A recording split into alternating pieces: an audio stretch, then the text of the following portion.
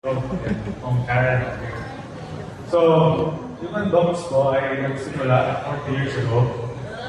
This year, at 40. And ever since, ang mission ko ng unbox is one thing, it's survival lang talaga.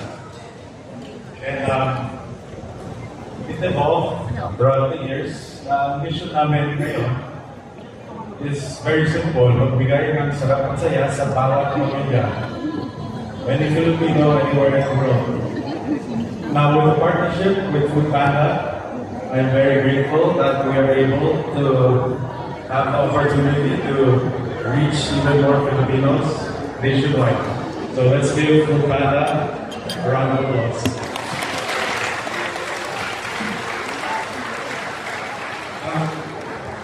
Ang unbox ko ay hindi magiging ganito kung wala ang pamilya ng dogs ko. Kaya lahat kayo, magsilusino kayo from operations to HR, to marketing, to finance support group, everyone involved in our amazing operation. Let's give ourselves a round of applause. Thank you. Kami tayo napapasaya, mas lalo natin maniriis yung kailangan natin mariis yung mga tao.